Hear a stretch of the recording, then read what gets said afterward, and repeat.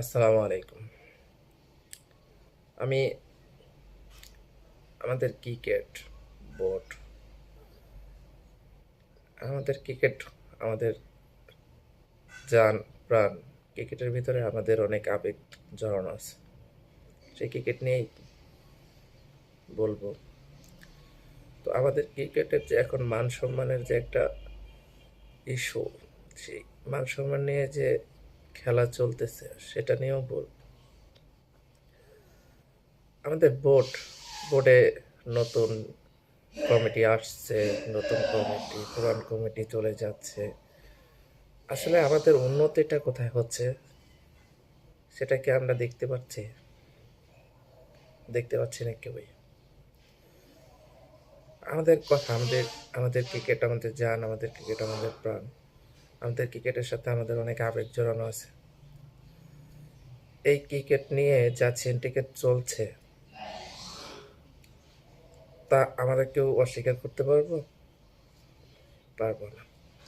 এই দুদিন আগের ঘটনা, একটা মেয়ে 15টা বছর ক্রিকেটকে সার্ভিস দিয়েছে। তার সাথে যা ঘটনা ঘটলো, যা ঘটে গেছে, তাদের সেটার দায় ক্রিকেট বোর্ড তো কখনো অস্বীকার করতে পারবে না। এই বোর্ড এই ঘটনাগুলো কি পর্যবেক্ষণ করলো বোর্ড? এই যে 15 সদস্য যে একটা কমিটি ঘোষণা করছে, এই কমিটিতে যে কোনো দুর্নীতি হবে না তার তো কোনো নিশ্চয়তা নাই। হবে, এই বোর্ডেও দুর্নীতি হবে। এখানে মানুষ, এই যে সাবেক ক্রিকেটার রিয়াসাত আজিম ভাই, আপনাকে অনেক ধন্যবাদ ভাই এই জিনিসগুলো উঠায় আনার জন্য। আপনাকে অনেক ধন্যবাদ। জাহানা আপাকে আমি অনেক অনেক ধন্যবাদ দেব যে আপু, আপনি যে মনোবল নিয়ে যে কথাগুলো বলছেন, আপনার কি মনে যে কি পরিমাণ জোর। আসলে অনেকে তো এইভাবে বলতে পারে না আপু, আপনি বলতে পারছেন।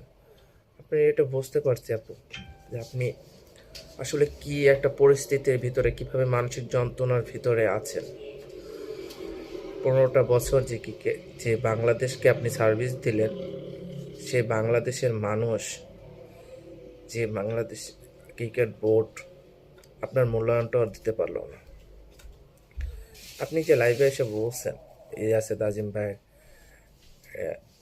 চ্যানেলে, আমি রিয়াসত আজিম ভাইয়ের অনেক সম্মান করি, ওনার ফ্রেন্ড ভাই। ধন্যবাদ ভাই, আপনাকে অসংখ্য অসংখ্য ধন্যবাদ। ক্রিকেট বোর্ড দেখবেন এই জিনিসটাও এমনভাবে চাপা দিয়ে দিবে যে আসলে কিছুই হবে না, এটা নিয়ে কিছুই হবে না, এমন একটা কাহিনী করবে।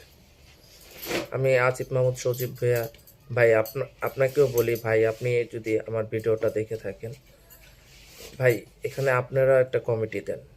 তামিম ভাই যে কথাটা বলছে আসলে এটা সত্যি ভাই, এটা আপনারা একটা কমিটি গঠন করেন। এখানে ভাই বিসিবির কমিটি দিলে ভাই এখানে দুর্নীতি, এই কমিটির ভিতরেও দুর্নীতি হবে ভাই। আপনারা বিসিবি থেকে এই সরকার থেকে, এখান থেকে ক্রীড়া উপদেষ্টা, এই ক্রীড়া থেকে একটা দেন, কমিটি দেন। দেখবেন এটার একটা সুষ্ঠু বিচার চাই ভাই, আমরাও চাই এটা একটা সুষ্ঠু বিচার হোক। বুঝছেন ভাই, দেশের মানুষ